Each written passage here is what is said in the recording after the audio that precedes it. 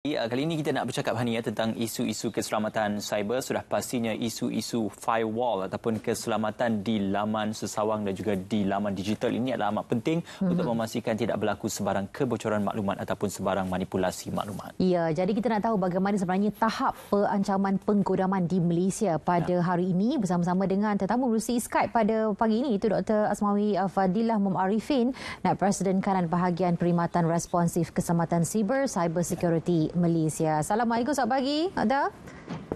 Waalaikumsalam. Selamat pagi Hani, selamat pagi Ismail. Ya, baik, dan Dr. sebagaimana yang kita ketahui, penggodaman adalah satu daripada ancaman yang wujud dalam ruang siber, dan kita nak tahu juga di mana sebenarnya tahap ancaman ini di Malaysia jika nak dibandingkan dengan ancaman-ancaman siber yang lain. Pertama kali, terima kasih kepada SPM kerana menjemput Cyber Security Malaysia pada pagi ini di atas topik yang sangat penting. So, nak respon kepada soalan Hani tadi, ia adalah terkawal dan Cyber Security Malaysia sebagai agensi teknikal, kita memberi bantuan kepada pihak kerajaan dan juga organisasi dan individu. Melalui pemantauan kita tengok so far okey, terkawal. Dan saya nak tambah sikit dengan keselamatan siber ni, dengan adanya pendigitalan, transformasi dan sebagainya, digital ekonomi pada masa hadapan, dari segi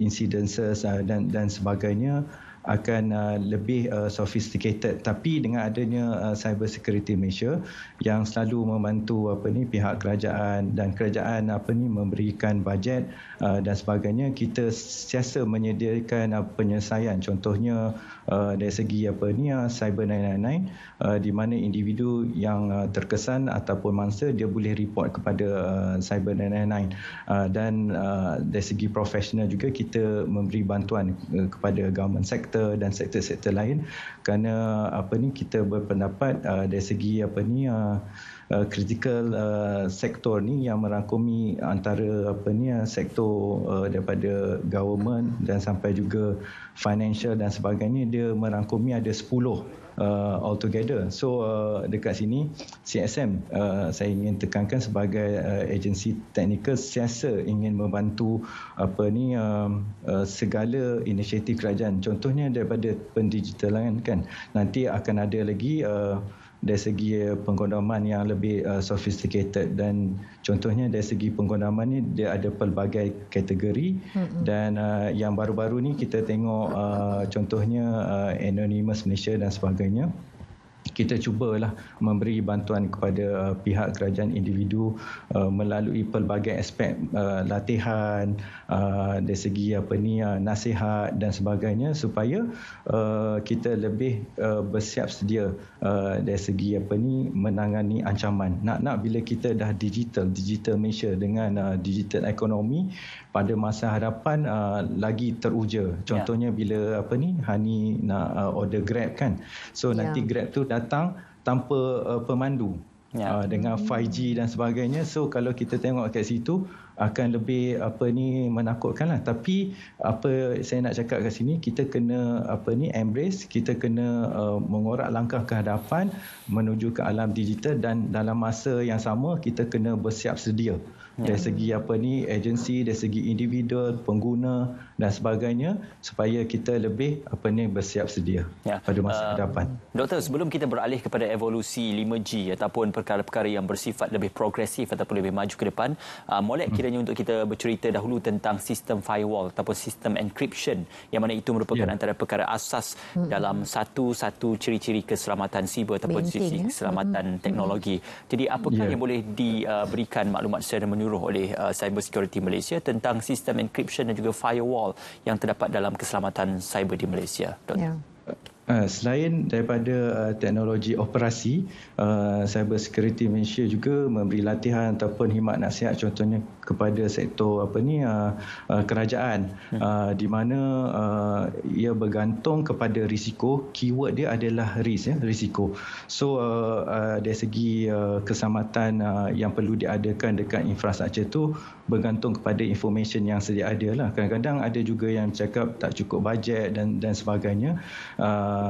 Dan saya letakkan perkara ini berkenaan pertanyaan Encik Ismail tadi, kita kena membuat assessment terhadap sesuatu organisation tu, dan daripada situ kita dapat memberi nasihat. Contohnya kena pakai encryption ke, atau tak perlu pakai encryption ke, atau kena guna firewall.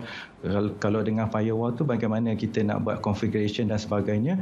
Kerana saya nak tekan kat sini, Cyber Security Malaysia kita juga membuat pemantauan dari segi forum, dari segi evolution of amalan yang tidak baik.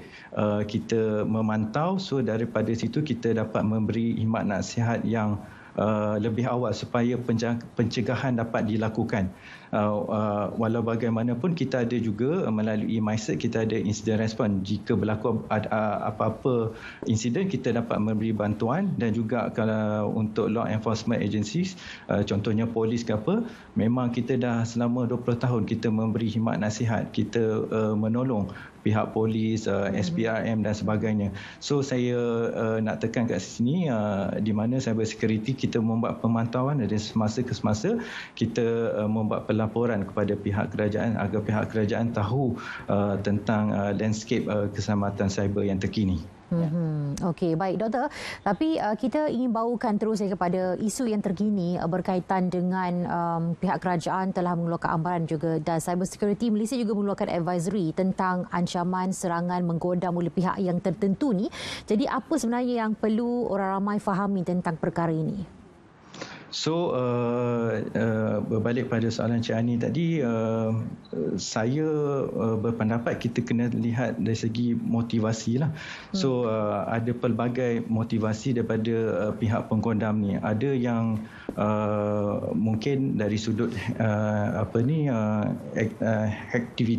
aktivism, di mana contohnya dari segi politik dan sebagainya, dia cuba nak menyampaikan sesuatu. So bila dia nak sampaikan sesuatu, dia akan membuat pencerobohan laman sesawang ataupun website dan menyatakan sesuatu pendapat di situ. Dari segi penggunaan yang lain, ada juga yang mengintip, ada juga yang berbalik pada motivasi masing-masing, mencuri keterlaluan pengguna dan sebagainya melalui social media untuk menjatuhkan reputasi. So nak menjawab soalan Cik Ani tadi, dia berkisar kepada motivasi seseorang itu, dan penggodam tu dia akan orang kata akan mengambil action berdasarkan motivasi, ya. Contohnya bila ada motivasi tentang pengintipan, so pengintipan tu kita masuk diam-diam je, dia masuk dalam sistem, dia ambil segala information, dia bawa keluar supaya dia dapat all those information. Daripada information tu, contohnya kita punya personal identifier information, iaitu perkara-perkara yang agak sulit juga, contohnya kita punya alamat, kita punya IC number dan sebagainya, dan dia akan menggunakan untuk tujuan tertentu. Sebab tu saya tengok kerajaan dia akan mengeluarkan dasar tentang identity digital. So daripada identity digital itu, ia akan lebih selamat lagi insya-Allah pada masa hadapan untuk pengguna digital ni melayari ataupun menggunakan internet sebagai business transaction dan sebagainya. So segala nak berbalik pada soalan tadi, segala risiko, segala insiden diambil kira oleh pihak kerajaan, dan Cyber Security Malaysia sebagai agensi yang teknikal memberi input tentang langkah-langkah seterusnya dari segi dasar, dan selepas itu dari segi operasi kita sentiasa membantu pihak kerajaan, organisasi dan juga individu. Ya, satu perkongsian yang baik juga, dan diharapkan agar para pengguna tahu akan hak dan juga bagaimana untuk memberikan ciri-ciri keselamatan semasa anda melayari laman sesawang yang diragui. Terima kasih kepada Dr. Asmawi Fadilah Muhammad Arifin, Presiden Kanan Bahagian Perkhidmatan Responsif Keselamatan Cyber Security Malaysia. Terima kasih sekali lagi, Doktor. Sama-sama. Okey, baik. Jadi itu dah dapat ilmu sedikit berkaitan dengan aspek penggunaman, tapi dalam masa yang sama juga kita kena jaga data peribadi kita. Kenapa kita tak boleh menggunakan peralatan ataupun aplikasi-aplikasi perisian yang tidak tulen ataupun asli. Ini antara sebab-sebabnya lah memudah carakan lagi bagi pengguna ini untuk menggodam apa yang anda layari dan juga anda gunakan di alam maya. Kita